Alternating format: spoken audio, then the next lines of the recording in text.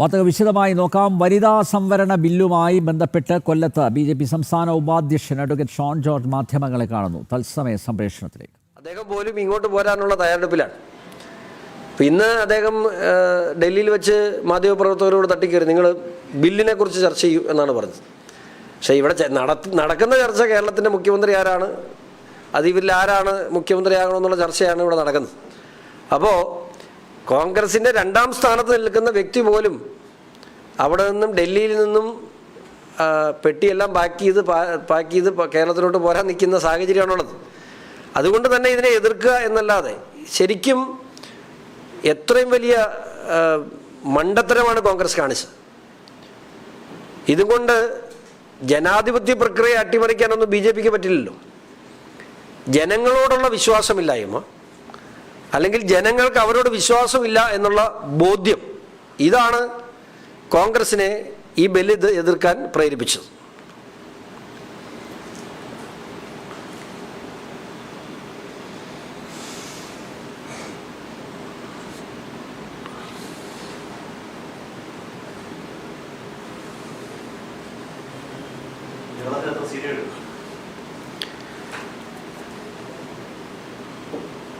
എണ്ണം പറയാൻ പറ്റില്ല എങ്കിൽ പോലും കേരള നിയമസഭയിലെ BJPയുടെ ഏറ്റവും മികച്ച പ്രാതിനിധ്യമായിരിക്കും ഇപ്രാവശ്യം ഉണ്ടാകുക.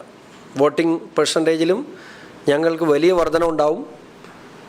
കേരള നിയമസഭയിലെ ഏറ്റവും നല്ല പ്രകടനം BJPയുടെ 2026 സംശയമില്ല.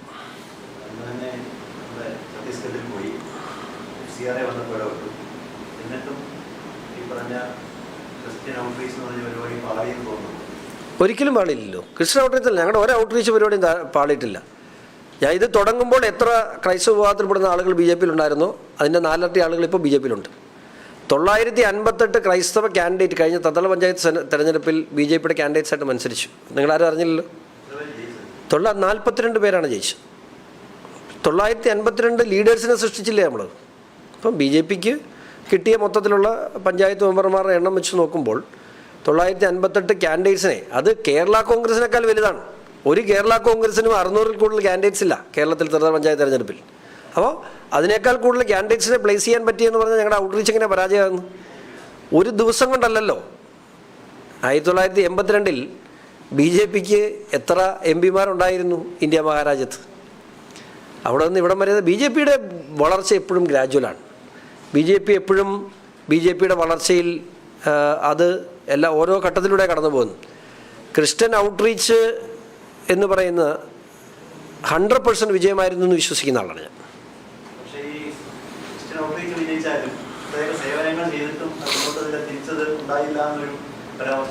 അല്ലല്ല, ഞാൻ പരാമർശം ഉണ്ടായത് ഇതിന് തമ്മിൽ തിരിക്കാത്തുള്ള പ്രശ്നമാണ്. ഞാൻ പരാമർശിച്ചത് സഭയ്ക്കെതിരെയല്ല. ഞാൻ പരാമർശിച്ചത് ദീപിക എന്ന പത്രത്തിനെതിരെയാണ്. ആ നിലപാടിൽ ഒരു വ്യത്യാസം നമ്മൾ വരുത്തിയിട്ടില്ല. സഭാ മുഖപത്രമാണെങ്കിൽ സഭയുടെ അഭിപ്രായമാണ്. സഭ അങ്ങനെ ഒരു അഭിപ്രായം പറഞ്ഞിട്ടില്ല. ഈ നിമിഷം വരെയും സീറോ മലബാർ സഭയോ ലത്തീൻ സഭയോ മലങ്കര സഭയോ ഓർത്തഡോക്സ് സഭയോ യാക്കോബ സഭയോ ഇവരാരും ഒരു രാഷ്ട്രീയ നിലപാട് പറഞ്ഞിട്ടില്ല. വിമർശിച്ചിട്ടുണ്ട്, വിമർശിക്കാതിരുന്നിട്ടുണ്ട്.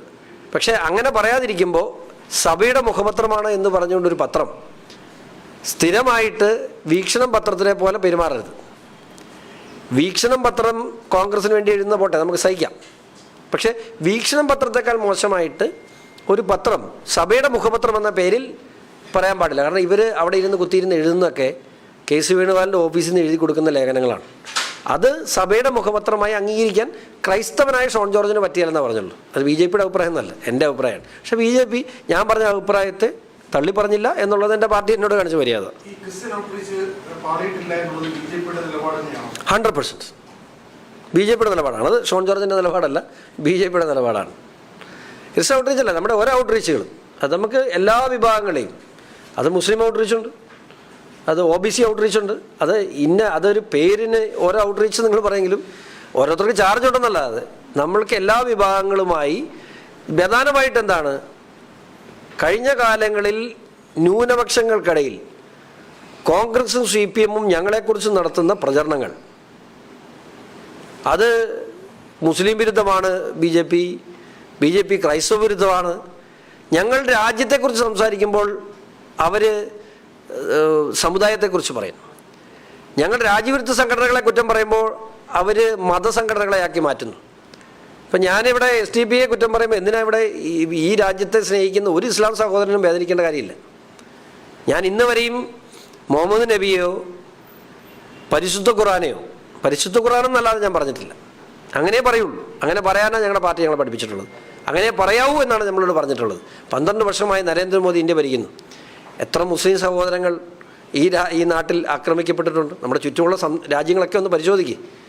ചുറ്റുമുള്ള രാജ്യങ്ങളെല്ലാം എടുത്ത് പരിശോധിച്ചാൽ ലോകത്തെ ഏറ്റവും കൂടുതൽ ഇസ്ലാം സഹോദരങ്ങൾ സമാധാനപരമായി ജീവിക്കുന്ന രാജ്യം നരേന്ദ്രമോദിയുടെ ഭാരതമാണ്.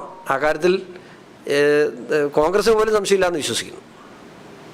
ഈ നന്ദഗോവിന്ദ് ഭജൻസ് വളരെ ശ്രദ്ധയാവശ്യ പരിപാടിയാണ്. അത് കഴിഞ്ഞ ദിവസം ഒരു പരിപാടിക്കിടയിൽ ക്രിസ്ത്യൻ ഭക്തിഗാനം പാടി. ഇപ്പോൾ KPCC ടീച്ചറടക്കം അവരെ പറയുന്നത് ഈ പായസ് നിലയിലേക്ക് ചിക്കൻ മസാല ഞാൻ അറിഞ്ഞില്ല. ഇത് ഭാരതീയ ജനതാ പാർട്ടിയുടെ വിഷയങ്ങളല്ലല്ലോ ഇത്. അല്ല, ഞാൻ അവരുടെ ഒരു വലിയ ഫാനാണ്. ഞാൻ ഈ കഴിഞ്ഞ ഒരു 3 മാസത്തിനിടയ്ക്ക് അവരെവിടെയൊക്കെ ഇത് നടത്തിയിട്ടുണ്ടോ ഞാൻ അവിടെ പോയി കണ്ടിട്ടുള്ള ആളാണ്. ഞാനിപ്പോൾ ആദ്യമായിട്ടാണ് ഈ വിഷയം കേൾക്കുന്നത്. ഇനിയിപ്പം ഞാൻ അറിയാത്തതാണോ എന്നറിയില്ല.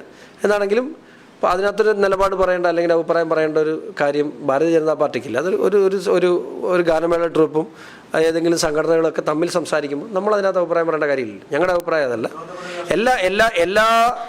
എല്ലാ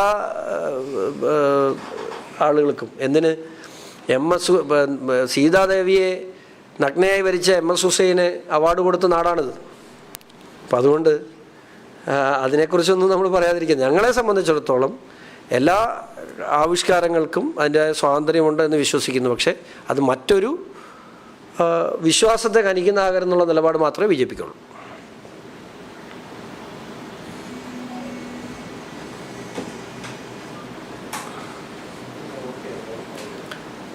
ഓക്കെ,